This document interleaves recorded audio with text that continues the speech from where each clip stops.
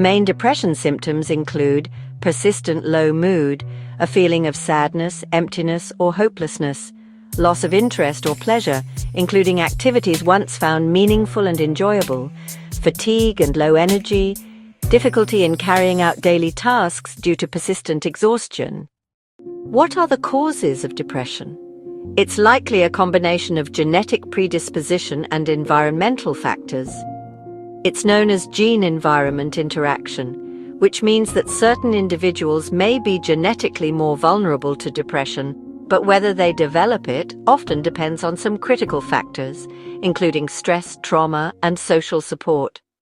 Heritability refers to the proportion of variation in a depression trait that can be attributed to genetic factors.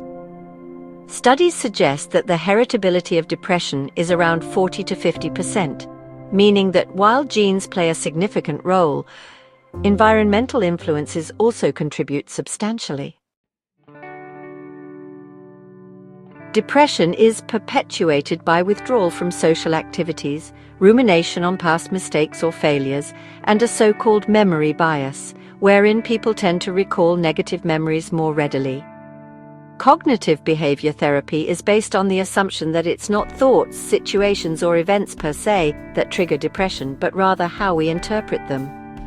By breaking the vicious cycle of unhelpful, irrational thoughts, behaviors, and emotions, challenging and altering them, CBT helps individuals take control of their mood. Let's explore some of the techniques used in CBT and how they can be applied in everyday life.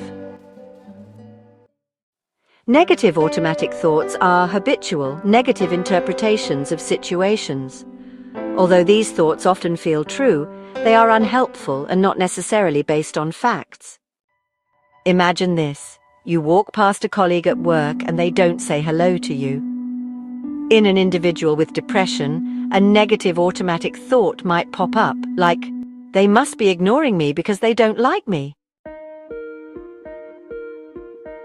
Negative automatic thoughts are often shaped by cognitive distortions or biased ways of thinking, such as mind reading. This is when you assume you know what others are thinking. For example, "They don't like me." Negative automatic thoughts are often rooted in core beliefs,